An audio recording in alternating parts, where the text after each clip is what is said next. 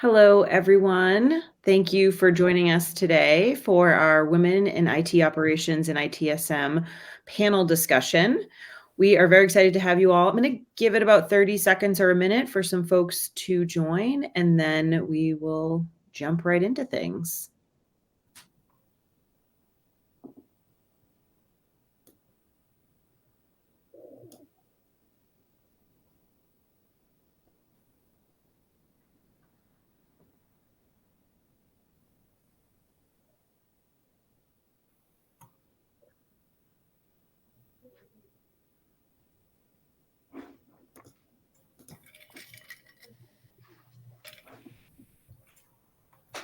All right, we're just about a minute over the hour, and I see some folks joining, so let's jump into it.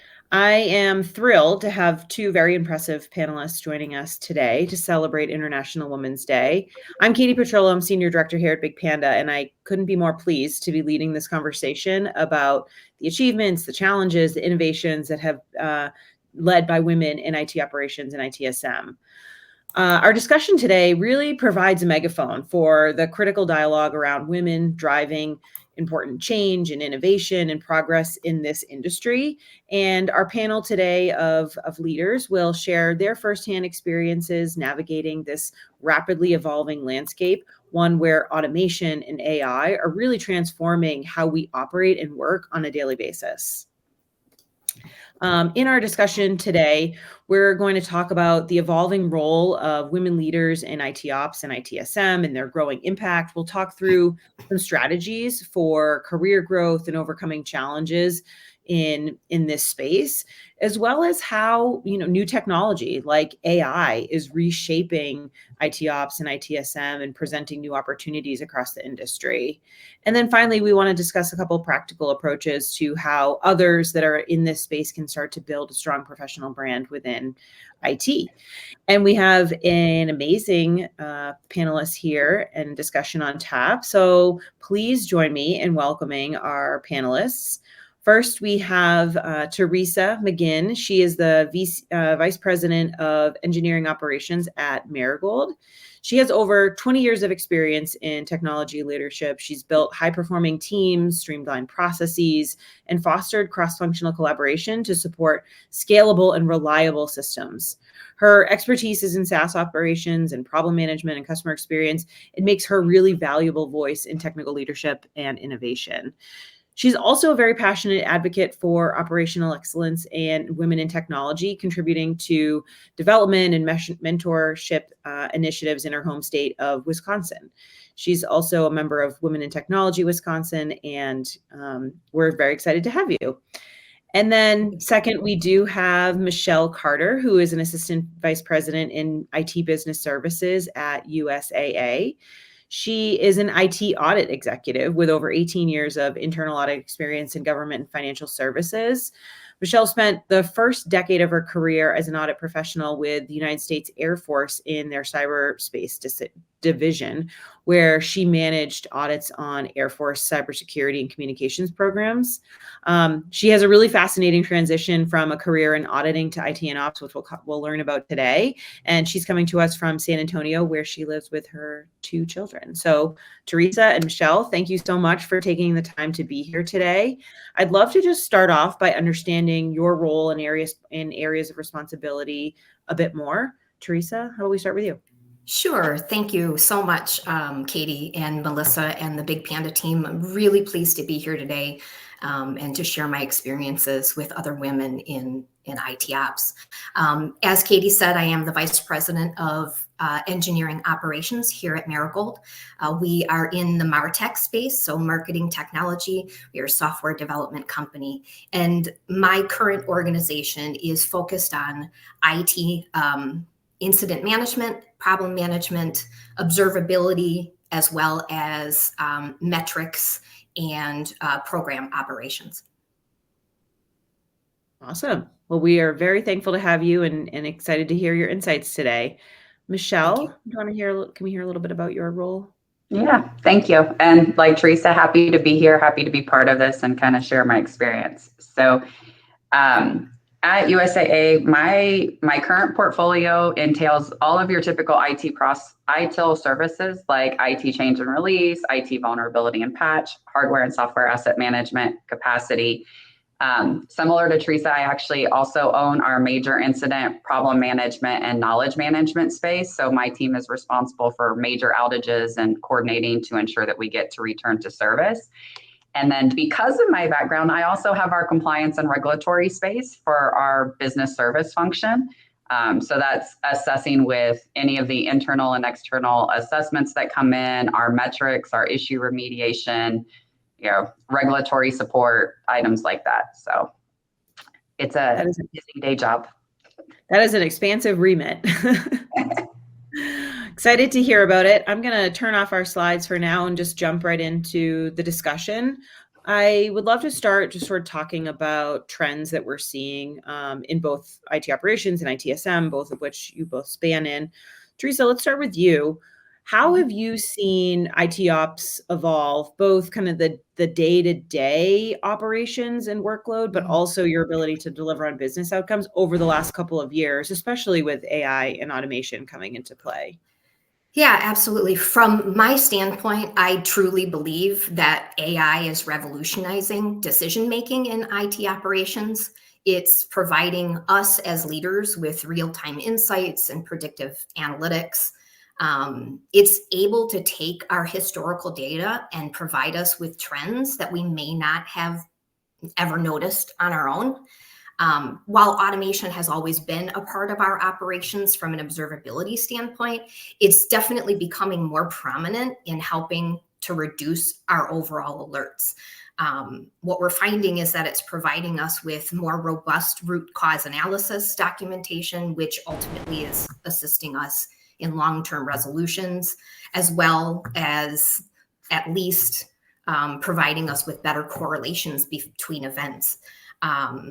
Not only that, it's then being able to show us then from that historical perspective when certain events that correlate together are bubbling up and may become a bigger issue, allowing us to be more proactive in getting in front of an incident versus learning about it from a customer.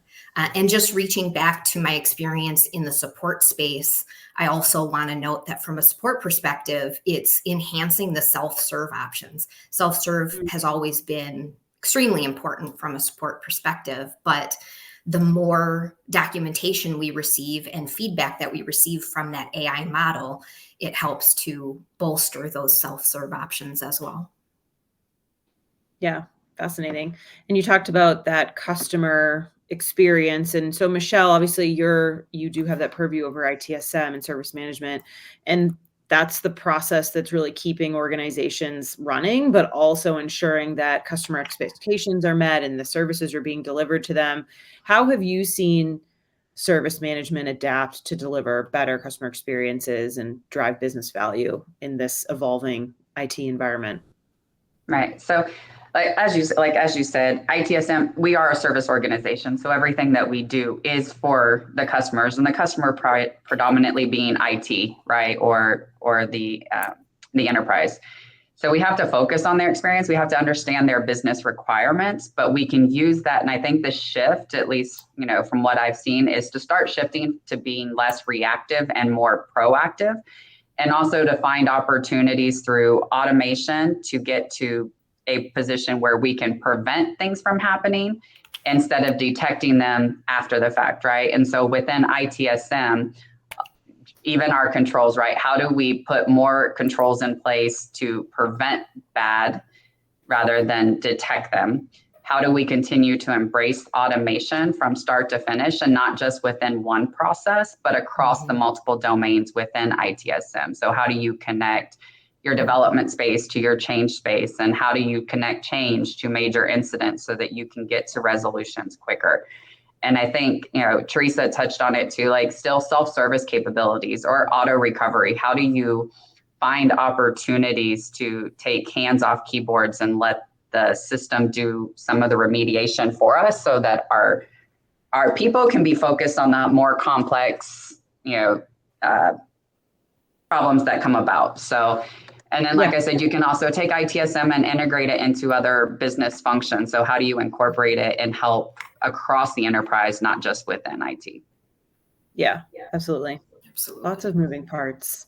I guess a question for both of you is, when you think about both of your kind of answers in this, how to kind of become more proactive and get ahead and resolve faster, what are the like skills or mindsets that you see as critical for other folks within your industry and functions? Mm-hmm.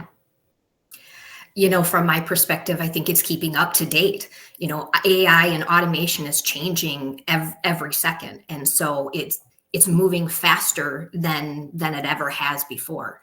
And as an IT professional, I think the mantra that we've always had is that the only constant is change, and that's even more applicable today. So keeping up on the new skills, understanding where AI is going, what new options you have, is I think key to continuing to move forward. Absolutely. And I'll add, I think that is very true. I think the other aspect, especially, you know, within the financial industry specifically, and others, I'm sure, right? A critical skill set and often overlooked is having that risk mindset and the ability to understand risk, be able to communicate it with people who don't understand technology. So you have to be able to focus on what is the riskiest thing. Not everything is equal. And we have to prioritize our time in order to focus on those things that can cause the most harm to members or, you know, to our customers. So I think you have to do that in addition to, right, staying on top of things. You have to have an adaptable, and you have to want to learn and continue to learn and be able to think outside the box, right? Use that critical thinking skills. Yeah. Absolutely. And it's not just financial services. There's so many organizations. Mm-hmm. Every organization is really thinking about risk. But yeah, where you're in that regulation world, it's obviously very top of mind. Always. I'd love to switch gears and talk. Obviously, we heard about your roles and your, you know, wide areas of responsibility. And these are, you know, big roles to be in. I'm curious to talk a little bit more about kind of some of the lessons you've learned as leaders.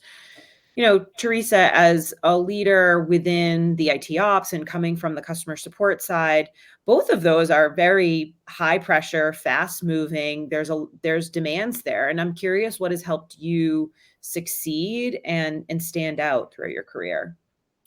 You know, from an incident management standpoint, and going back to my days in the support organization, it seems like a basic, but I believe that my level of calm in the face of major issues has really been key to what's made me stand out. I have really placed a big emphasis in my career on bringing order to chaos, not just from a major incident perspective, but also stepping in and helping to align processes and bring organization to the roles that I have held. You know, coming back to my current role in with Marigold, when I began with the company, I was in the support organization, and as a MarTech company, obviously we have some major retailers that use our platform. And the first year that I was with the company, we had a major outage on Black Friday. It was obviously top of priority for everyone. We had the entire company essentially on a bridge call, and we were trying to work through the issues that we were running into. And in the midst of that, our senior leadership came to me and said, we need some help. We need help designing the communications that need to go out to our customers, and can you step in for that? And I had only been with the company for about 3 or 4 months at the time, I stepped in and took over the communications, because as we know, not only having a major outage on the biggest day of the year for our retailers, our customers needed to understand what was going on. And so we needed to be able to provide clear communication through that. And honestly, I think that bolstered my space in the organization. It really taught people why I was there and what I was there to do, and helped to bring me into the role that I'm in today, move from the support space into overseeing incident management and observability. And so just being able to be calm. Yeah. That it's fascinating that you say that, as I think back on a lot of the support leaders and IT ops leaders that I've worked with in the past, they are all remarkably very even keeled. So I definitely see that as a critical trait in a very, high pressure space. Yeah. You also talked a little bit about communication, and I know, for Michelle, for Mhm. yourself, communication, collaboration across teams during an incident is critical, because if teams aren't communicating and the process breaks, then things are not happening. And so how have you worked to really influence and build team and drive impact across teams, including teams that may not roll up to you, but ultimately are playing a piece in resolving an incident? Yeah, I'll say probably the biggest thing that my career has taught me, both in my audit background and this, is building those relationships, right? You have to spend time to get to know people, especially those are outside of your organization. People have a lot of skills that can help you in those times of need when the pressure is high and there's a lot of chaos. Knowing who you can call on and being able to reach out to them is always helpful. So I think spending time to really invest in building your relationships outside of your team. But even when you're having those conversations, being able to truly articulate why, understand who they are, what their challenges are, what their requirements, you have to actively listen, right? And I think that's a big thing. And I've definitely known leaders or people in the past who listen to respond and not listen to actually understand. And so in order to build relationships, you have to be actively engaged in those conversations. You have to, be seek the feedback, be open to it. You can't be defensive when there's challenges or critiques that come your way, but how do you take those lessons? How do you learn from them? And then how do you lead by example, by showing it, right? How do you show your team that you can coordinate cross teams? How do you help one another? So not just asking them when you need help, but when you see a fellow team member or a different team struggling, how can you support them? How can you use your background, your skills? I think that goes a long way in breaking some of those communication gaps. I couldn't agree more. No matter what function you're in, that communication and really understanding where others are at and socializing is so important. For both of you, I'm curious if there is a certain kind of pivotal moment in your career that has sort of led you to where you are today as a leader in both of your organizations. I think from my side, I can probably recall multiple moments over the years that really drove my career and brought me to where I am today. But if I look back and try and think of a truly pivotal moment, it was very early in my leadership career. I was acting as a manager overseeing an outsourced vendor. And we had just had a fairly major outage, and we were meeting with internal leadership to discuss, what happened with the outage and what was done by the vendor, and really talk about, how do we ensure that this doesn't happen again. And in that call, I made a very benign statement in my perspective, indicating that I was hopeful that vendor had learned from the experience and that we would not run into that again. And the response that I received from a very senior member of the leadership team was, there is no hope. And I took that to heart and kind of stepped back to really look at how I was representing myself in business. And ultimately, my focus then became on building not only a very solid vocabulary to remove the wishy-washiness that may come about, but also focus on my confidence and being confident in my ability and allowing that to bleed over into my statements in being confident. I think that we all know as women, especially in the IT space, that we have to work a little bit harder. And if we don't believe in ourselves, first and foremost, we can't convince others to believe in us. So to me, it all came down to confidence. It's a great story. Thanks for sharing. Mm-hmm. Awesome. So I mean, I've probably had a number of pivotal moments that have led me to where I am today. As you mentioned, right? Like I started with Air Force. I left the government and civil service to join public. Spent a lot of time in audit, and then transitioned over to the role I'm in now in first line. Running IT service management. So there's a lot of things a lot of different opportunities and risks that I've taken in my past to get me there.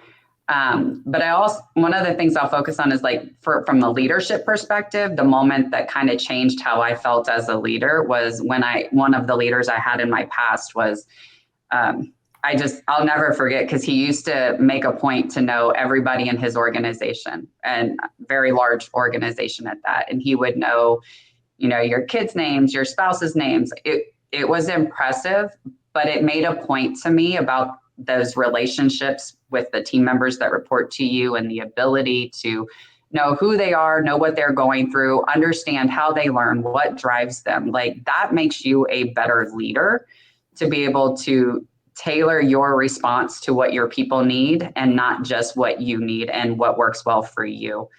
As a leader, I tell my team all the time, and especially since I've transitioned from audit to technology, my hands on keyboards are not returning anything to service here. My job is to support my team and to give them what they need to be successful. Because if they're not successful, neither will I. And so, understanding who they are, what drives them, helps me be able to provide them what they need to be successful too. Yeah, I felt that way from leaders who have had that same perspective, and I've seen that in action. It's when there's that mutual respect and just kind of awareness, like we're all people first, right? And we're doing this job. And I think really understanding that is so important to getting the work done. So it's a great feedback. We talked a little bit about AI and automation a couple minutes ago, but I'd love to talk a little bit more in depth about how you see that playing out in some of the opportunities and also some of the hurdles that will come up. Teresa, can we start with you and talk about how, I think AI is probably the buzziest topic, right? And there's a lot of opportunity there, and the power that it has to potentially transform not only how we do work, but also how we operate in life. And so when you look at the next 6 to 9 months within IT operations, what do you see as the biggest opportunity for AI? And then if you look even farther, like think 12 to 24, how do you see that changing? So earlier I talked about how we're seeing AI play out in the observability space and identifying root cause, providing more detail, and drawing better correlation between the events that we see. Ultimately, from my perspective, that's my driver for the next 6 to 9 months. We're implementing tools within the BigPanda product, not to name drop, but we are looking to really bolster how we're using the product to be able to give us those correlations, so that ultimately my team members have a better big picture view of what's happening within our environment. And then we can use AI to identify those correlations and potential breakpoints to be more proactive in the role that we play, so that ultimately my observability team can see when there's an issue arising and be able to call out and say, hey, we need to resolve this before it ultimately ends up impacting our customers. From an incident management perspective, we've really been able to utilize AI to provide us with better documentation around what happens within an incident. We all get on a call, we all start discussing, what's happening. And my incident managers are fantastic, and they do as much documentation as they possibly can. But sometimes we miss something. Sometimes we miss something that happened within that discussion. And so now we have the ability to go back and really be able to read that transcript of what happened during that incident and learn even more from it. Looking down the road, in my opinion, is really hard with AI because it's evolving every single day, and where we can go with it down the road is still yet to be seen. Yeah, completely fair. Michelle, how about from your perspective? I mean, similar to all of the comments, right, that Teresa said, AI is going to improve speed and efficiency and add to that proactive across all of ITSM, right? You talked a lot about incident management and how we can leverage it there to identify trends and do predictive analysis. How do you build in, auto remediation or self-healing type capabilities based off of what you see and how you can respond? But I think, if you take it and expand it more broadly to the rest of IT service management, you can leverage it across different workflows. So as we learn trends from incidents or major incidents, you can correlate it back to the change or the request that happened that drove that. And how do you dig into those processes within the rest of ITSM to add and improve, right? Where do you add automation? How do you can add more preventative? And I know that's a lot of what we've been working on is how do you improve, change management or, some of the other areas that could cause incidents further down the line. I think AI has the capability of getting us to those root causes and really get to the root cause to allow us to fix it at a systematic level. Yeah, I mean, that's the goal, right? Don't just kind of put a Band-Aid on it, but actually prevent that issue from happening ever in the first place. Yes, ideally. Yeah, and there's a lot of efficiencies that come in there as well. With AI, I think there's a lot of hype. Obviously, every vendor is saying AI. It's in the news, and so I also think with that comes a lot of sort of misconceptions. And I'm curious if either of you have seen, certain misconceptions or hype that comes with AI, and where do you see the pragmatic use cases for AI that you want to be acting on? I think a misconception from my standpoint, or added hype that I don't think that we need to focus on right now, is really ultimately that it's going to take over all of our jobs. AI really only knows as much as we do. We know at this stage that AI is still learning and that its ability to learn is centered around us as the human element. Ultimately, it's a fantastic tool that we can use to advance our current state, but it still needs that human decision making to really take us beyond where we're at today. Yeah.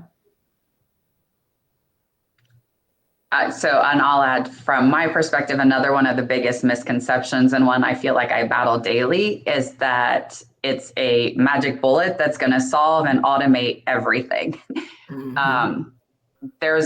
AI takes a lot of maintenance, right? It does require human intervention. It's only as good as the data and the processes that support it. So if you are still using a lot of siloed approaches and you're using AI, you need all that data. The more data you have, the better, but you have to make sure you have good data because AI will create biases and whatnot, right? So you have to make sure that you're also focused on the core processes and the data that's being fed into AI. And you need people to do that as well, right? It takes a lot of planning, preparation, and it will require ongoing maintenance to make sure that the AI is providing solutions and benefits as you continue to progress. Yeah, that feedback loop. You can't just kind of necessarily take an output from AI and act on it or run with it, but it does need some level of kind of validation and tweaking and training to be able to make sure that it is appropriate for a scenario at Marigold or a scenario at USA or wherever it might be, right? There's always that human intervention that's necessary.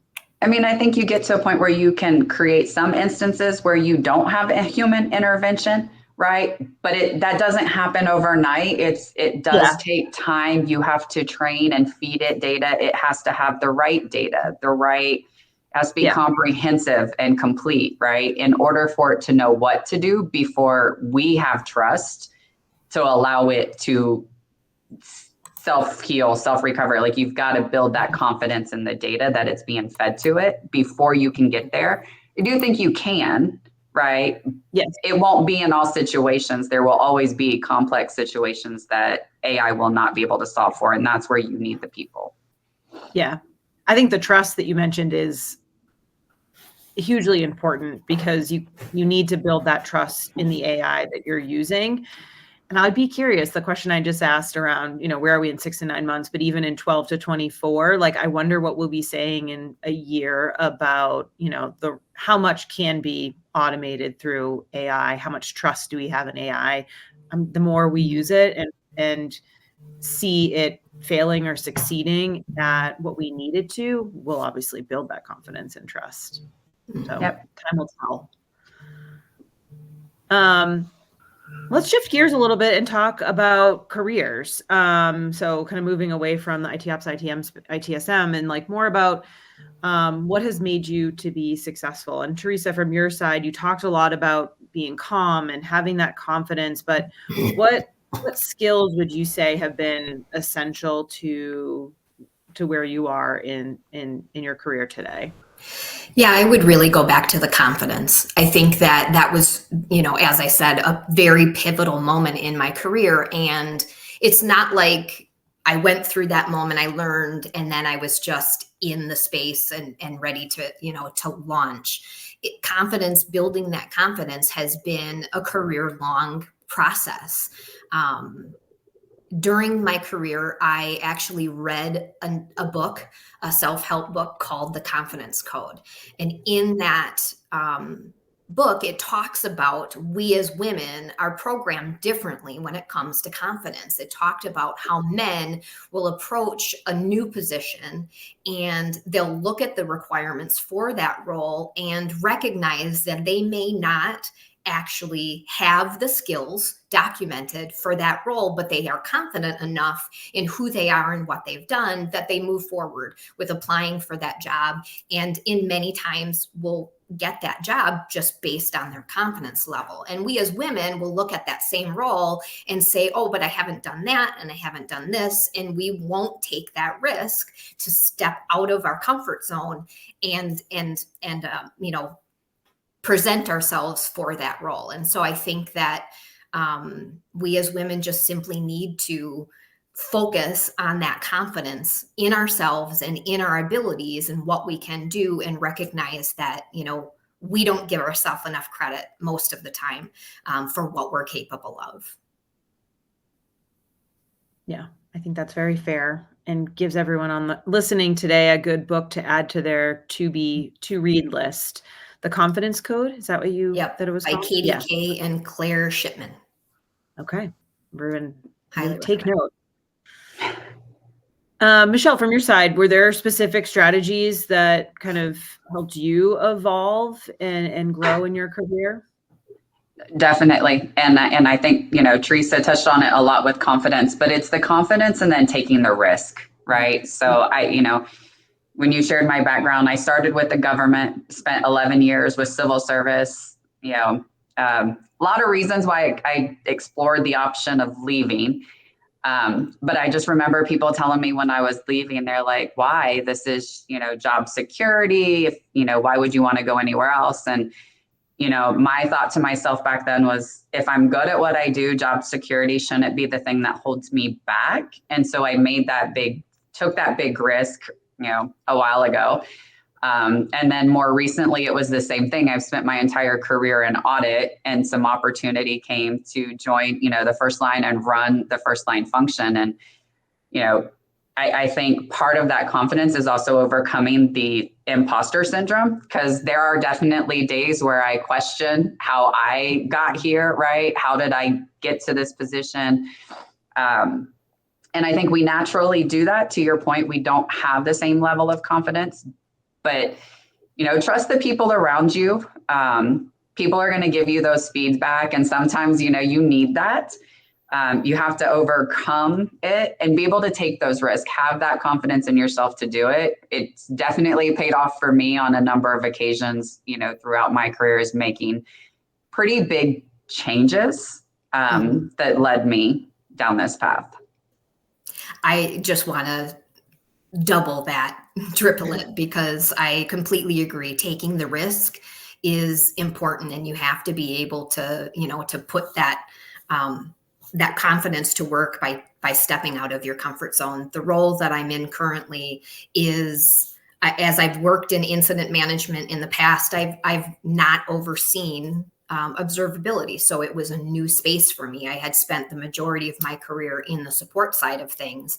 And when I was approached for this role, I had reservations. I had that imposter syndrome. Can I do it? Am I and ultimately taking the risk has been fantastic for me. I have learned so much in my career and about myself, and feel like I have just moved myself even further forward. Yeah, really impressive for both of your career paths. When you look at the folks on your team, other women that are within your organization, or even other women that are listening to this call today, is there a piece of advice that you would give to that next generation of women in technology and looking to become, not just in technology, but also become leaders in technology? I think that from my perspective, the most important thing about being a leader is building the people under you, is building that team, building their career path. Don't be afraid to build something, to mentor somebody out of the position that you have them in. Be prepared to launch them in their career and see them off with, with happy tidings, because that was your goal as a leader, was to truly make them better than they were, and ready for that next level. So especially as women, build up the women behind you, mentor young women, get involved at the university level, and make those connections if you can, to mentor women. We need more women in this space. We really, are still a minority, in my opinion, in the IT space. So the more young women that we can bring up, the better off we'll be. And I would add to that, in that you want to bring them up, but we want to lean and be able to support each other. I think we are often taught that we're in competition against one another. There's plenty of work, the way that I see it, right? So you have to help build and support each other. Work, and how can I support my peer? How can I support the people under me, the younger generation? I'll tell you, like, when I took this role, I had never felt more supported in a career transition. Like, I had a number of people reach out and they're like, I don't need anything from you, but I've been in your role. So if you need anything, I'm here. Right? What can I do to support you? And I know we have a executive leadership team here, and the women we have our own little Slack channels and our own, so that if we need anything, we have a cohort of people to go to, not just for help, but, if you're having a rough day, or if you want to celebrate something, you have those people that can understand, relate. And that goes a long way. Yeah, that's fantastic. I love to hear that. And Teresa, your comment around kind of growing the females that work for you, even if it's maybe outside your function or outside your team. That resonates with me. I've had a woman that she was in product marketing, and she was such a strong performer and expressed interest in product management. And when she said that, it just, I was so excited for her, and I did everything I could, and I got her there, but I was like, oh, I don't want to lose you. But it's like, she's going to go no matter what. You have to support, and you want her to be as successful as possible. And it's, don't limit them, get them to where they want to be. So that totally very much resonates. Final question for you both. How about role models or mentors? I'm sure you've had many that have helped you reach where you are and really made a big impact on your career. Teresa, why don't we start with you? Yeah, I think that there's probably two leaders that I've had in my past that really were role models for me. The first one was the first female leader that I worked for. She was so dynamic and so outgoing in the way that she approached the business, that it really was an eye-opener for me, because at that point I was very young in my career and I had not worked for a female leader prior to that. And it really gave me that sense of where I can go and what I can be. As sad as it is to say that, sometimes you come into it as a woman and you don't really think about really that that sky is the limit concept of that I can be anything. And so watching this woman in action was extremely empowering.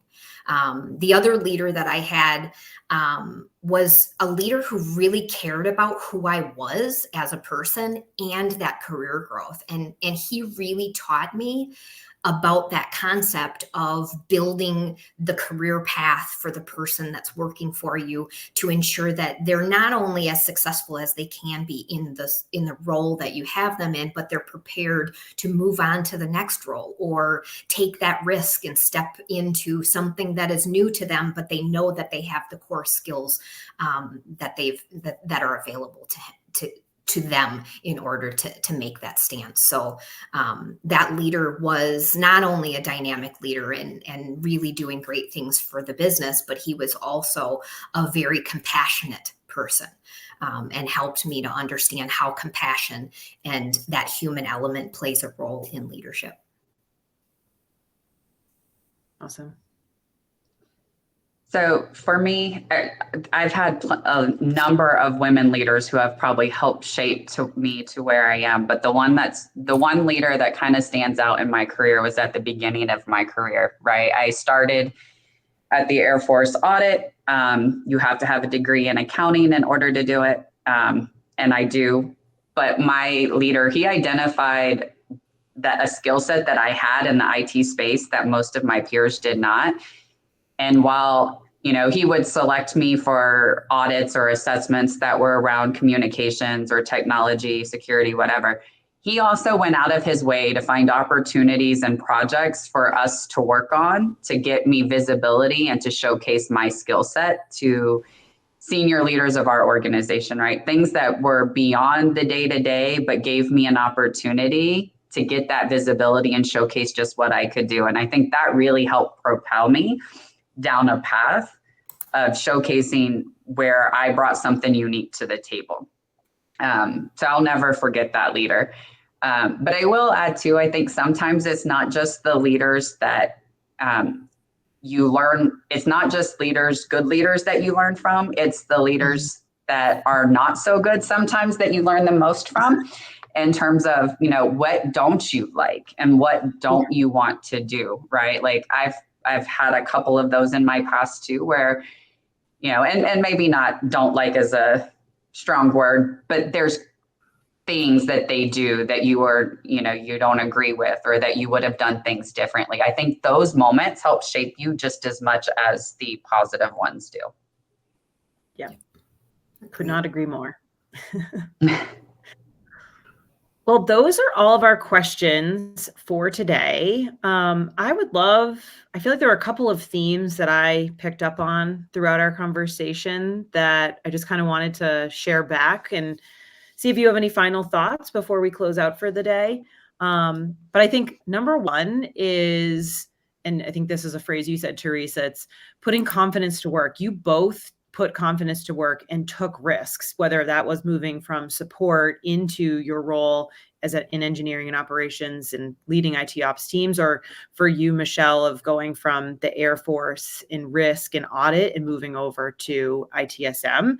You're both, to me, living proof that you're not stuck in a function or a job, and that taking that leap towards change and to keep learning and keep pulling the best from yourselves. And of course, when you have a leader that shows you what that blue sky looks like, even better.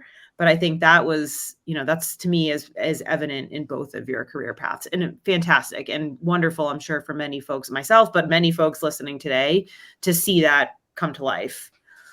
The other piece, or the second one that I really noted, is we talked a lot about data. We're here talking about IT ops and ITSM, AI, automation, big topics that are coming up in the space. But in order for those to work, you need data. You need the more data, the better. And that data does need to be quality. But that is what is going to allow you to be able to identify trends, be more proactive, be more efficient, but really be able to get ahead of what your goals are, whether it is to avoid incidents altogether, to reduce the number of incidents or length, to reduce that customer impact.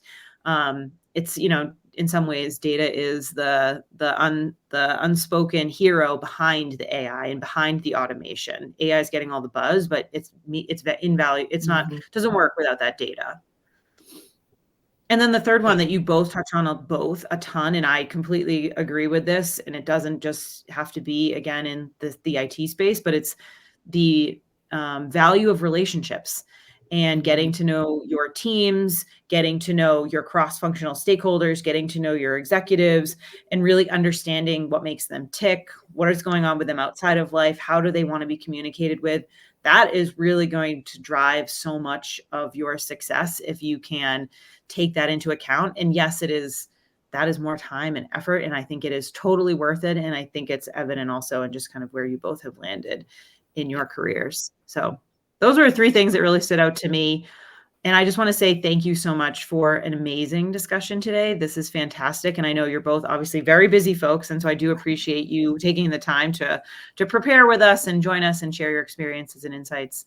Do you have any final kind of thoughts or advice that you want to share before we close out for the day? So I'll add one, and we've talked a lot about the AI, and we've talked a lot about leadership, and with AI, how do you improve your processes? I'll tell you, we have kind of an internal challenge here, and probably a challenge for many people, is how do you use AI for yourself, right? How do you help it make you more efficient? How do you help it use it to help you learn more? Like I said, the efficiency piece, like, I mean, ChatGPT, pick your tool, right? It can help you with consolidating and getting summaries, drafting it at the right level, helping you articulate things better. So, think about it not just for how it can help your processes or the role that you're in, but how can it help you? Yeah, from a personal standpoint, you can definitely use it when you're interviewing and when you're writing an email or what have you, and it comes back to that confidence. If you're still struggling with those wishy-washy words or words that are not really portraying what you want to say, ChatGPT is a great helper in you tell them, this is what I'm looking to, this is how I want to sound. This is how I want to be portrayed, and it'll help you. And you learn from that. You learn how to write that email or write that cover letter. I also want to point out from the relationship standpoint, Michelle talked about building those relationships and connecting with other people as a young person in business. Don't be afraid to reach out to your leaders and ask them to have a call and to ask them questions about their career and what that made them successful, and how, ask the questions about what you can do from your perspective to build yourself up more. Build relationships with everyone at every level. And try to build them with people who have different skill sets. Yes. In this role, the one thing I've done and I've focused on is building with, like, even the architects. Couldn't be far too different people. But I've learned a lot, not just about processes, but even in my ability to communicate in a way that other people understand. And so I will have conversations. I'll pick an architect, whoever, and go try to explain something to them. And we will have a dialogue back and forth. And I've learned so much, not just about what they do, but how I am. It makes me a little bit more self-aware in my communication skills as well. So, pick people who have different perspectives that might challenge you. That's where you learn a lot. Yes. Yeah. Challenge as a leader should not be frowned upon. I think that, my mantra as a leader has been hire people who are smarter than me, because ultimately they have a job to do, and I don't want to do that job for them. I want them to be as successful as they can so that I can focus on the things that I need to focus on. And I have some great people that I work with today that ultimately are willing to step up and say, hey, I know you said we should do it this way, but what do you think about doing it this way? And I love that. I love that they're thinking beyond the scope of what I'm asking them to think about. Yeah. Those are all fantastic points. I feel like we have enough to have another panel discussion. So maybe we'll do that in the future.